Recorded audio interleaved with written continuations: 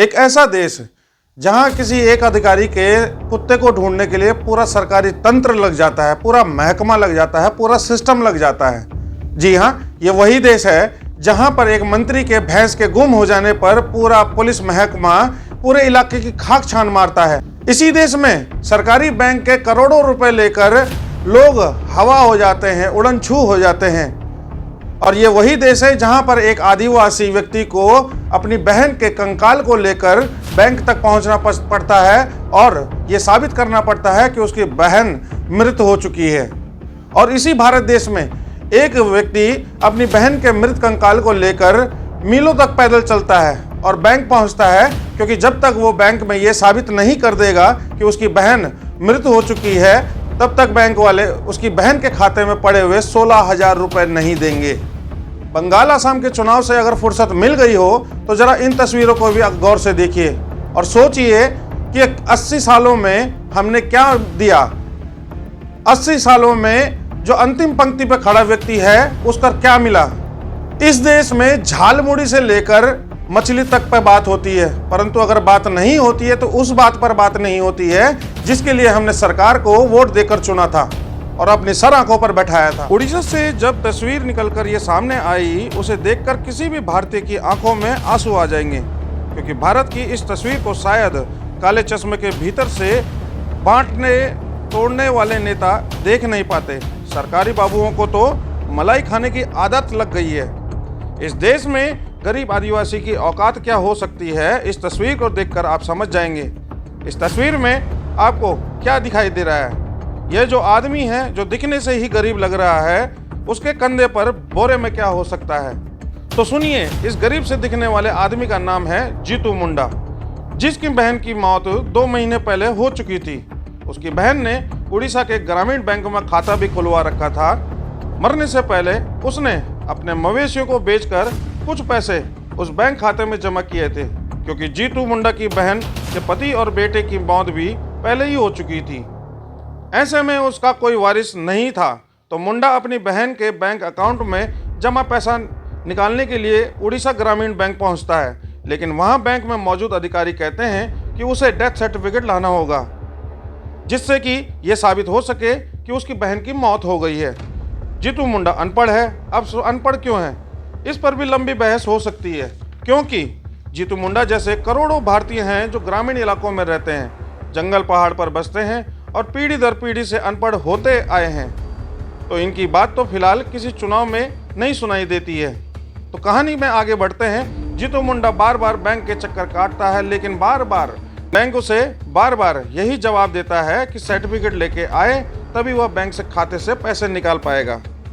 हार कर जीतू मुंडा अपने मुताबिक फैसला लेता है। वह अपनी बहन की मौत को साबित करना चाहता है, इसलिए वह सीधे कब्रिस्तान जाता है, जहां पर 2 महीने पहले अपनी बहन को दफनाया था। उसके मृत शरीर को बाहर निकालता है। 2 महीने में वह सब कंकाल में तब्दील हो चुका था। उसे वह बोरे में डालता है और अपने कंधे पर लेता है और 3 किलोमीटर तक पैदल ग्रामीण बैंक तक चलता है और ग्रामीण बैंक पर पहुंचकर उसके बरामदे पर वो बोरा रख देता है। बैंक अधिकारी इस हरकत को देखकर हक्के बक्के रह जाते हैं। वह अंदर से ग्रिल को बंद कर देते हैं। ये खबर आग की तरह फैलती है और खबर पुलिस स्टेशन तक भी पहुंच जाती है। पुलिस के अधिकारी दौड़े दौड़े बैंक पहुंचते हैं और फिर जीतू को समझाने लगते हैं। पुलिस के अनुसार जीतू मुंडा अनपढ़ और कानूनी प्रक्रिया से अनजान था। पुलिस ने उसे नियम समझाए और जल्द ही पैसा दिलाने का भरोसा दिया। इसके बाद वह अपनी बहन का शव को लेकर दोबारा कब्रिस्तान में दफना देता है। कहने के लिए तो एक छोटी सी घटना हो सकती है, परंतु सोचिए कि भारत के ग्रामीण इलाकों में जीतू मुंडा जैसे रहने वाले असंख्य करोड़ों गरीब लोग होंगे, जिनके साथ आए दिन सरकारी विभागों द्वारा ऐसा ही व्यवहार किया जाता है। एक अदना सा कागज लेने के लिए उन्हें बार बार दौड़ाया जाता है, महीनों तक दौड़ाया जाता है, और बैंक को भी इस बात की खबर नहीं थी कि जीतू मुंडा की मानसिक स्थिति क्या है, वो किस दौर से गुजर रहा है। और तो और उन्होंने ये नहीं सोचा कि जीतू मुंडा जैसे व्यक्ति की मदद कैसे की जा सकती है। आमतौर पर ग्रामीण इलाकों में, आदिवासी ग्रामीण इलाकों में ये देखा जाता है कि वहाँ पर ऐसी घटनाएं होती रहती हैं और जिसका कि डेथ सर्टिफिकेट अमूमन कोई बनाता नहीं है ऐसी भी जगह। जीतू मुंडा की ये कहानी बताती है कि भारत में आज भी आखिरी पंक्ति में खड़े उस व्यक्ति की हालत क्या है और कितनी सी है, कितनी अदनी सी है।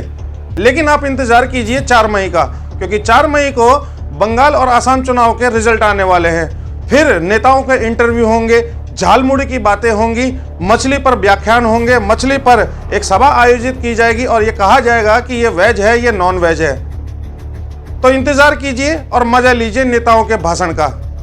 किसी गरीब की स्थिति से और उसकी परेशानी से इन नेताओं को कोई फर्क नहीं पड़ता, कोई लेना देना नहीं है।